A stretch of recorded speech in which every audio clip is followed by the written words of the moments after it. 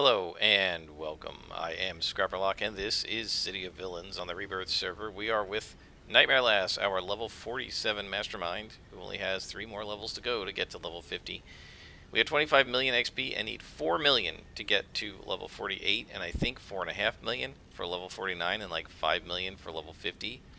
So we need like 13 or 14 million XP, which is like half of all the XP we've accumulated up to this level for 47 levels to get the last 3 levels. It seriously ramps up. However, we're on triple XP weekend, so that's going to make things go more quickly since it is the holiday week of New Year's, and we have 91 million infamy that we can use to buy things. But we're going to need some more reward merits.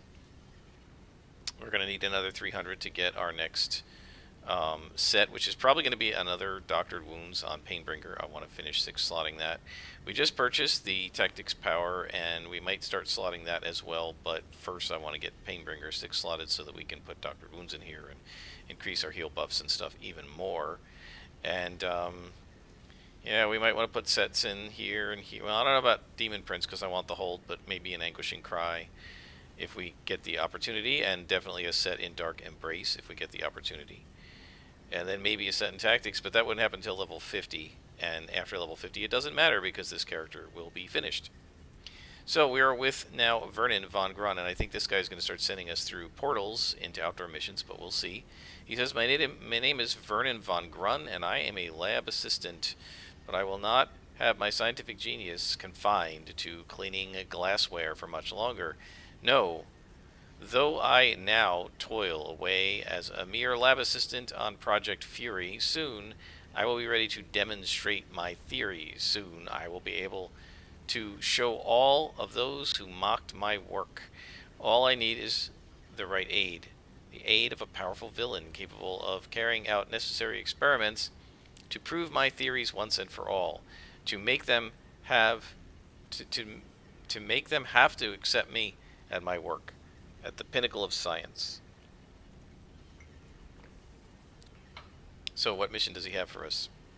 All science begins with basic research. Research must be conducted according to rigorous scientific methods. To conduct research, I need theories. Actually, you need hypotheses. That's a common mistake, which I already have, and I will need access to equipment, which I have in sufficient quantities in this early phase. And I will need materials, specimens, subjects, the kinds of subjects that are members of the Devouring Earth. That's where you come in. Help him get the Devouring Earth. We got a temporary power. This is a tranquilizer dart, so we're definitely going to have to use that. And we need to subdue the DE in caves in St. Marshall. So I will pause it here, and I will bring you back when we are at the caves. Alright, we're back. We just got a badge for coming down here. We're now a slumlord. And into the cave we go. So we need to subdue the Devouring Earth, and we're going to have to try to hit them with a tranq dart before we issue the strike order to our minions.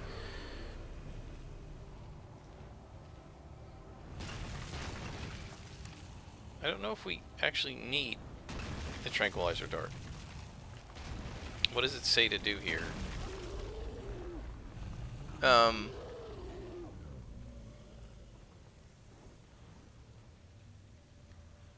Your job is to subdue them and take this tranquilizer gun. It might help. We probably don't need to tranquilize them. It only has 10 charges, and there's going to be a lot more than 10 of them in here, I'm sure. So I guess we'll try shooting it at them and see what happens. But my guess is it's probably not going to be worth it to worry about it.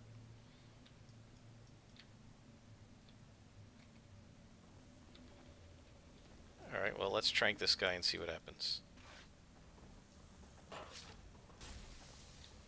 Did it do anything? No. So, we're not going to bother with that anymore. Alright, we get rid of the cairn, and now we have to take out this guy and try to freeze him. Let's go, Curly. There you go. This way he can't throw out another cairn. And then we fight his buddy.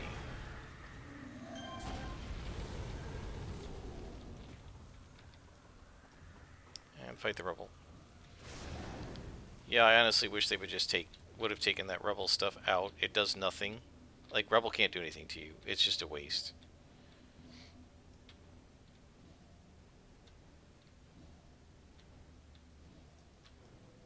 one of the many things I would have tweaked if I had been one of the developers. There wouldn't be escort missions, there wouldn't be rubble. Or escort missions would be an option. Or would be a lot less frequent or something. Come on, guys. Keep up. So this is a defeat all mission. We got to find everybody.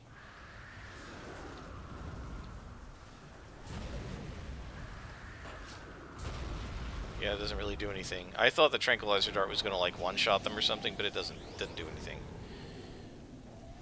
So we don't need that. We'll just remove that from the tray.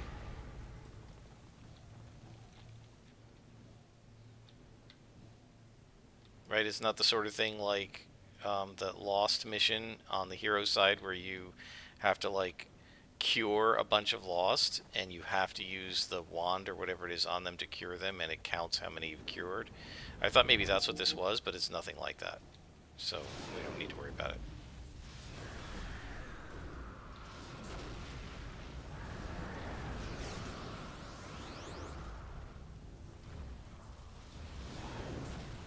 I guess we have over aggroed here, so there are 2 cairns. Alright, so let's still deal with the cairns. This is going to be a pain.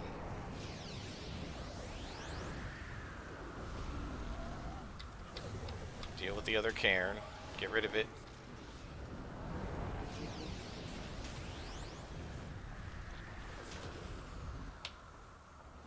Now kill the granite.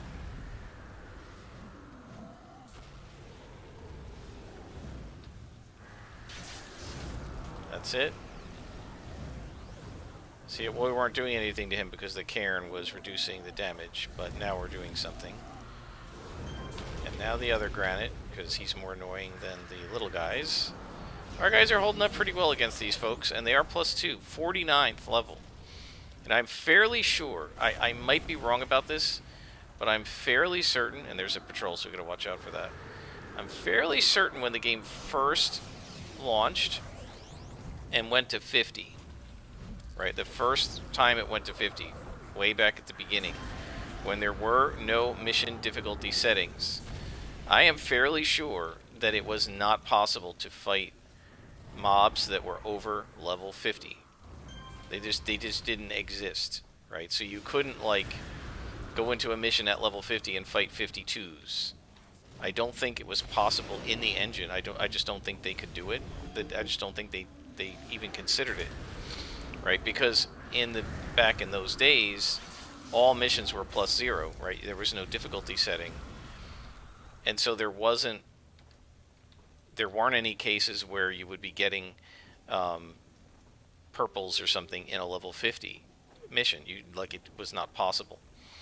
And so now you might wonder, well, what about when there were +1s? Well, I don't think there were +1s at this level. I think one of the reasons that by this level you stopped seeing many +1s was because they couldn't go over level 50. And I'm not 100% on that. I might be wrong about it. But if they went over 50, it was only to 51. There were no like level 52s and 3s because there was no such thing as a +1 or +2 mission. You couldn't, right? The highest any mission ever did randomly was to randomly choose things that were 1 level above the mission. And I think my recollection is it basically stopped doing that after you got to around level 35. That it did it a lot in the low levels, and then in the upper levels it stopped, because I remember complaining about that and saying to Statesman and the other developers, look, if you want to have +1s randomly occur in missions, because they talked about things like, and I've mentioned this before, the oh, that's it? I thought we were going to have to go down this hallway. They talked about, in the old days, things like, what do they call them, inverted missions, right? Front-loaded missions, where you'd get +1s at the front, +0s in the middle, -1s in the back. And they talked about back-loaded missions where you had -1s in the front, +0s in the middle, and +1s in the back. And then they had some missions that were just lots of +1s, sort of randomly. And I think there's more of that now. Back in the old days, unless the mission was designated as front or back-loaded or mid-loaded, you know, +1s in the middle, I don't think you got +1s, and the front-loaded missions must have been designed more by whoever designed the lower level stuff, because by the time you got into the 40s, everything was just +0 all the time. And when there was no difficulty slider, the only way you were going to get +1s is if you wanted a mission as a sidekick or as lower level than somebody else who had the mission, but you couldn't go in low. If you were 50, you couldn't go in lower than anybody else.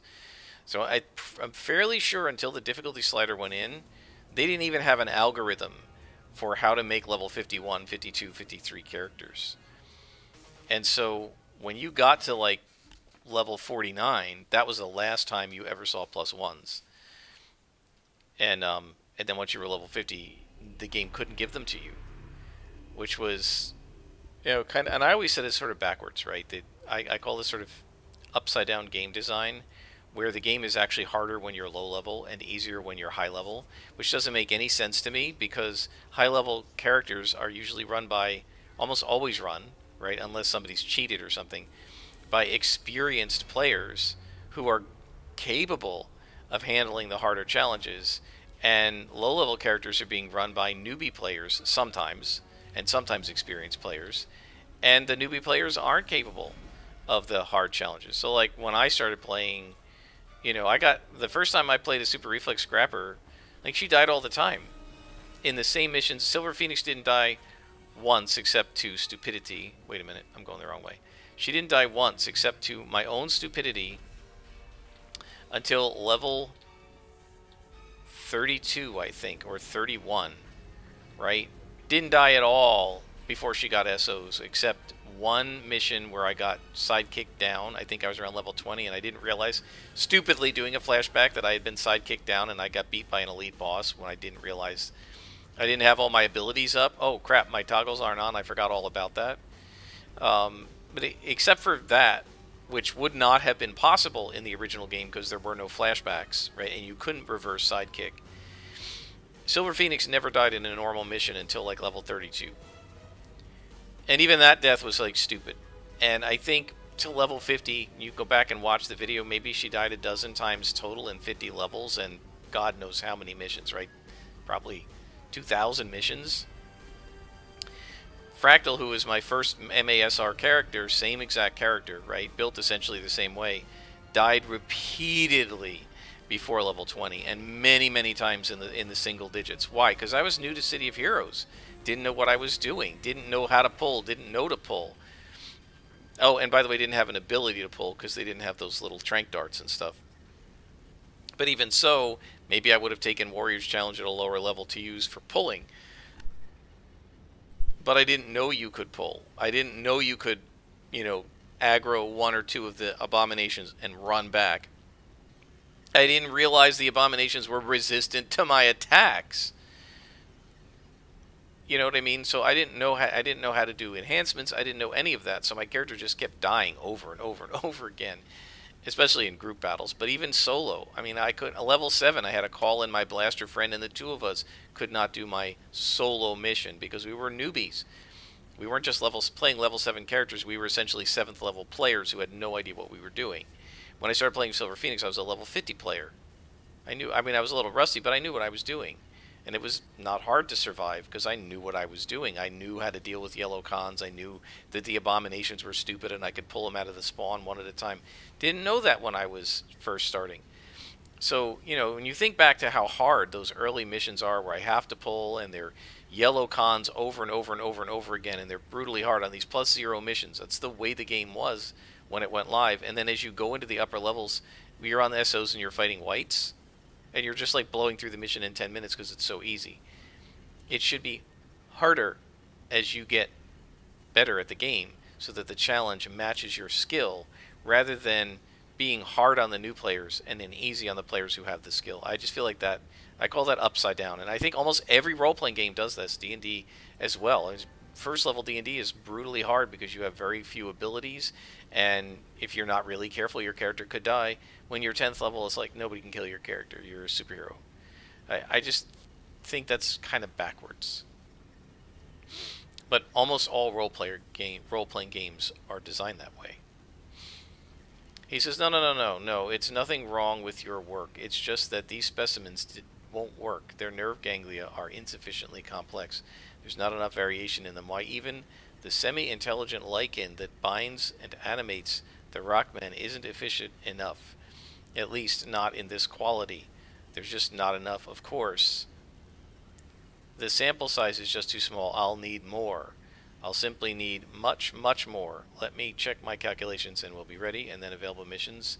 He says, in order to make my theories impact the world with the brilliant hammer of enlightenment and science, I will need more specimens of devouring earth to study. Fortunately for you, there's another group. So let's go get them. So back to St. Marshall. How are we doing on time here? 15 minutes. So let's use our insta-teleport, because I feel like we'll just do one more mission in this episode. And I was going to say, are we getting less XP? Because we didn't even get a bead on that mission. But I guess we just need so much more experience to get a bead now. It looks like we're still getting a lot of XP per minion. And what do we get for the lieutenants? Yeah, 13k. I mean, that's about what we were getting last time. Alright, so defeat all Devouring Earth again. Again, I feel like these story arcs just are not... The story here is go collect specimens so far. I mean, maybe it'll get better. I think the Ghost Widow arc is okay, but even that isn't that great. There are several of her arcs, you know, and this last one was just go collect a bunch of scientists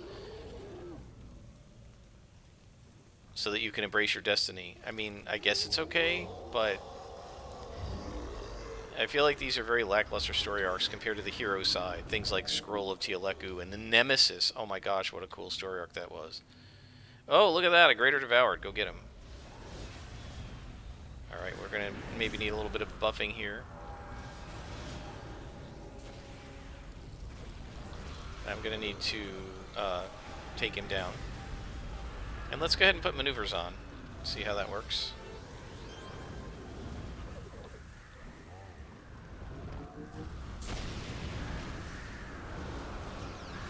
Yeah, we're doing fine against this guy. No problem at all.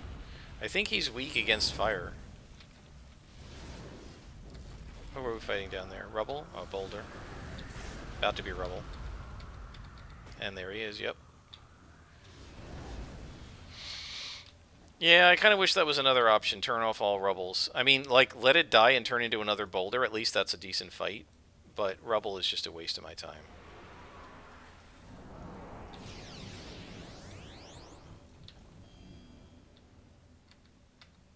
Okay, let's hit the granite first and see if we can freeze him. Nope. Got a Cairn out anyway. So kill the Cairn.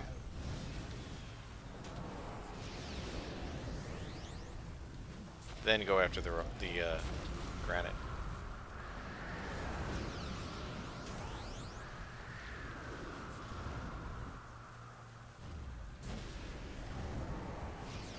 Yeah, see, I feel like for a mission like this, it would be more interesting and fun if there was some challenge to collecting. If instead of the Trank Dart, I had to, like, scan them and sample them before they died, right? So before my minions kill them, I have to run a scan to, like, scan their DNA or whatever. And then he says, okay, the scan didn't work, so now you have to do something else. But not just, like, defeat all, defeat all. I feel like that's just... It's just too... What's the word? Too simple? There should be something a little more involved if you're collecting specimens than just beating them up. Right? Otherwise, just give me a reason to defeat them all. And don't call it collecting specimens. Right? Say, put them in a lab and say they're screwing with my lab, defeat them all so they don't mess with my lab. Did he get the Cairn out? Oh, it doesn't look like he did this time. Good deal, guys.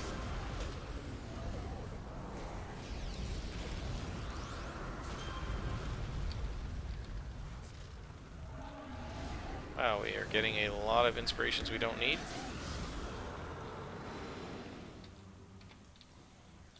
I do like, as a Mastermind, my guys just pretty much automatically take out the rubble. I almost don't even have to tell them to attack. This is just boulders. Okay. Alright guys, go get them. So you might wonder, a lot of times I will order them to move and then attack rather than just attack. And the main reason is just to make sure they're all kind of together. Because if I order them to move as they're walking to attack as they're walking down the hallway, they might attack in a chain, right? One, then another, rather than all together. And that's a good way to get the little ones killed, right? Because the aggro comes right back at whoever shot first. And so if Eni happens to be up at the front, right, he's going to get smacked. Whereas if I do this and move them up and then say attack, they're all together when it happens. And that spreads the aggro out across all of them.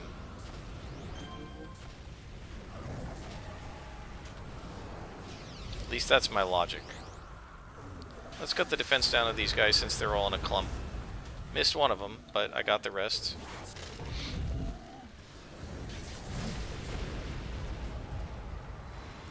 And, you know, we get another one every minute, so I figure by the time we come back down here and go up the other side, this will be recharged.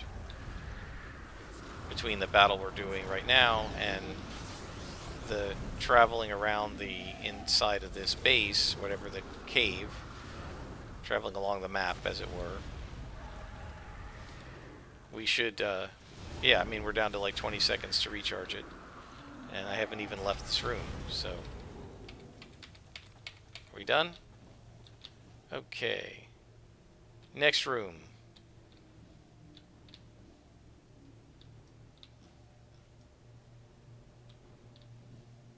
It's very interesting. I remember talking in some of these caves, I think when I was playing Tiger Strike, but I might have said it with this character as well, that one of the old school rules of D&D was always take the right turn or always take the left turn when you're in a dungeon, right? Always go the same side. And if you keep doing that, you will explore the whole dungeon. I don't always do that in these missions because they're not that big, but that is a known rule of thumb. I find it interesting that my current party, even though 2 of the 3 players are highly experienced, does not do that. Not at all. Oh, and I've had maneuver tactics on this whole time? Oh well. Don't really need it, but I'll turn it off after we fight this boss. It hasn't been really harming my endurance. Maybe we'll keep it up a little while.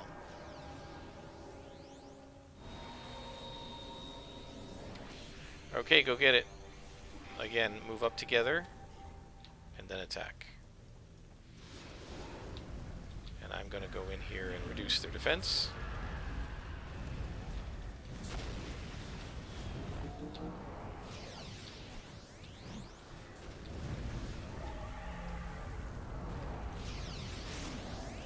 This AoE heal is awesome. I rarely need to actually target somebody and use the single target heal unless we're fighting like an elite boss or something. The AoE just, because it recharges so quickly, I can just heal everybody all at once. And those bosses are worth 44,000 XP, and we are about to get a bead of XP. And get the Cairn. Yep, I messed up there. Right after saying, oh, I like to move my guys in and have them, you know, be together, I didn't do that this time. I should use this defense debuff more. Because I mean, you can use it in almost every battle because it recharges every minute. So, and go fight the rebel. Alright, so it looks like there's one more branch of this corridor. Speaking of D&D, one of the players has a friend of hers who seems like they might be joining us as another player. I like the idea of having another player. I think it will allow me to add some new challenges that, you know, with an extra character, you can maybe make the fights a little bit tougher. I am a little concerned. I hate to say this, but... Wait a minute, are we missing somebody? Larry and Mo. Where's Curly? Oh, come on, Curl. I guess it's kind of a prejudice, but I get very nervous about people who are parents of young children. She's a mom of a 2-year-old, and I'm just very concerned that there's going to be a lot of flaking out because, you know, the kid's sick or something like that, or one kid is having nightmares and wants mommy. You know, mommy's going to have to go. She can't say, sorry, honey, I'm playing D&D, right? And that kind of, it just concerns me that this person's going to be a no-show a lot of the time, and I hope that's not true.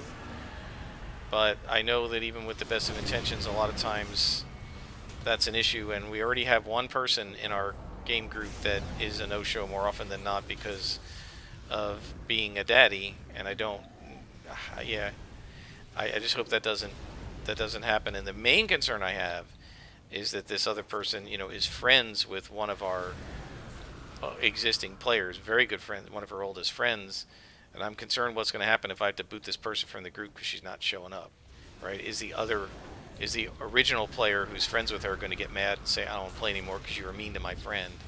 I hope not. But that's always a concern for me, you know, if somebody doesn't work out and they were brought in by a person who is friends with them, is that person going to get mad that this guy didn't, or this woman didn't work out, you know? So hopefully it'll all work out. One of the things we do actually have to discuss, I'm supposed to meet with her Wednesday, and one of the things we do have to discuss is she said something like, well, I can meet, you know, with notice, but it's really better after 9 p.m. I'm like, well, we play at 8, so the first question I'm going to have for her is, as long as you have notice, are you going to be able to make the 8 o'clock Saturday sessions? Because if not, let's just end the Zoom right now. I'm hoping the other player made the approach rather than me because it was her friend. I'm hoping she told her we meet on Saturdays at 8, you know, and didn't tell her just that we meet on Saturdays, because that's going to be a problem. But we'll see. Hopefully it'll all work out and we'll have another really cool player. I'm just very concerned because of both the scheduling comments and just the fact that she's a mom with a little baby, and I've seen what happens to my sister, and I forgot to turn on stealth. My sister, she had one kid. As that kid got to about 4.5, 5, she had another kid, and basically for 10 years of her life she was unable to commit to anything because she had to be a mom. And so I don't know how this person's going to do it. We'll see. But I'll find out next Wednesday, I guess. Anyway, let's talk to our contact, and we have to fly back, so I will pause it, and I'll bring you back when we are right next to our little scientist buddy. Alright, we are back. And Vernon says, I am ecstatic about these new specimens. I almost have all that I need. Why, one of the devoured even had vestigial traces of its original human organs inside. How incredible! But I still need one last thing to fully understand how this works. I have almost a complete understanding of these creatures, but there remains one last area to study, one last veiled truth I must find a way to reveal. And once I have thrown aside that obfuscating curtain between me and that final large layer of discovery, there will be no one left in the world who will mock Vernon Grunt again. Ha ha ha ha. Okay. Alright guys, I think we're going to stop there. Do we have his phone number now? We don't yet. So the next mission will probably give us his phone number, but we're going to stop here. We will continue in the next episode. Until then, I am Scrapperlock, and this has been City of Villains on the Rebirth server.